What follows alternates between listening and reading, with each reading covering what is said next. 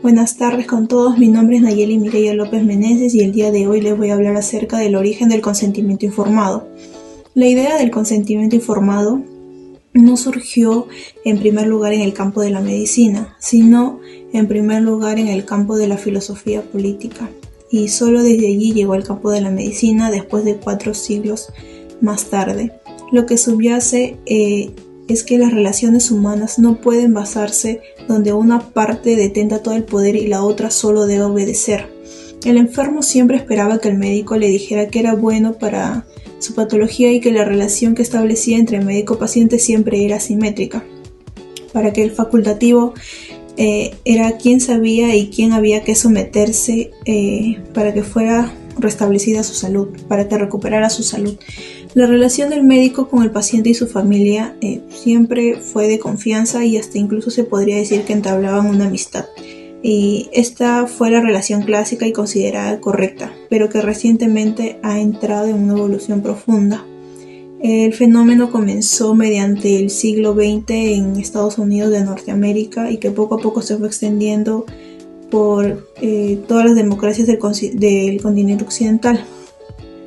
Los pacientes comenzaron a decir: somos ciudadanos con derechos, y las relaciones sociales que establecemos se basan en el consentimiento mutuo, es decir, médico-paciente. Por tanto, no vemos con razón para entrar a un hospital dejemos de tener la consideración del ciudadano y se nos obliga a establecer relaciones basadas en desinformación y sometimiento. Buenas tardes, profesor. Mi nombre es Yasmin Zúñiga y le voy a explicar acerca del formato de consentimiento informado. Este formato ha sido descargado en la página del Ministerio de Salud, que es del Hospital Madre y Niño de San Bartolomé. Este formato es sobre una inducción de parto. Primero, está compuesto por datos de identificación que van a los nombres completos del paciente, historia clínica y edad. Declaración del paciente. Aquí el paciente afirma que se le ha explicado de manera clara y concisa lo que se le va a hacer, en este caso que es una inducción del parto. En declaraciones y firmas van 2 firmas principales, que son tanto la del ginecobstetra como del paciente. Tutor legal en caso el paciente no esté en capacidad de decidir o si fuera menor de edad. Gracias. Buenas tardes, mi nombre es Yuday Pamela Rosario Cano. Voy a hablar de la información. Este es uno de los componentes del consentimiento informado. Estas son sus principales características. La primera característica es: ¿cómo debe ser la información? Esta debe ser comprensible, veraz y adecuada, de manera que ayude al paciente a tomar su decisión. ¿Quién debe dar la información? Es el profesional que atiende al paciente, el que aplica la técnica o procedimiento concreto. ¿A quién se le debe dar la información? Es al paciente, salvo que haya manifestado por su voluntad de no ser informado.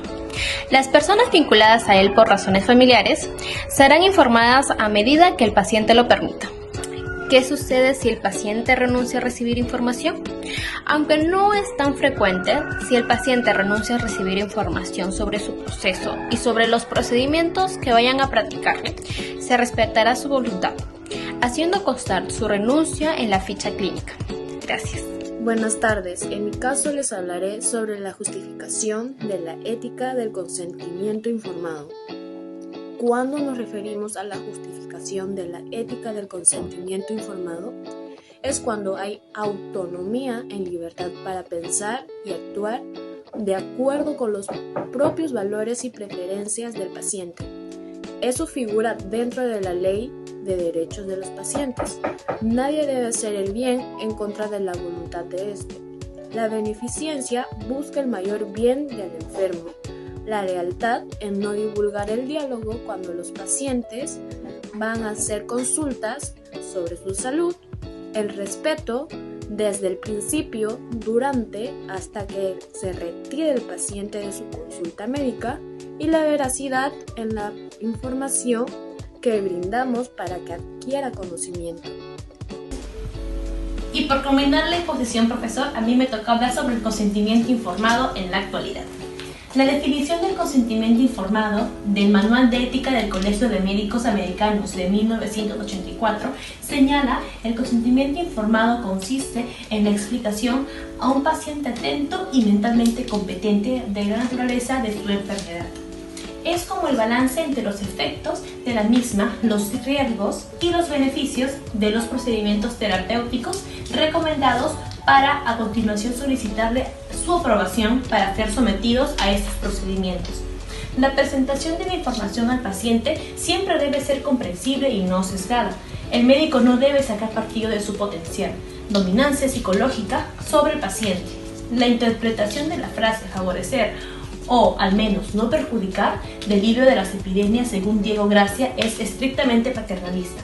Si el favorecer se entiende conforme a los principios del consentimiento informado, no se ve por qué no ha de seguir siendo el santo y seña de la ética médica. Esta tesis también es defendida por Pellegrino y también por Tomasa en su libro For the Patient's Good, The Restoration of Benefits of Healthcare. Esta es la relación médico-paciente. Cada parte tiene su propia responsabilidad moral.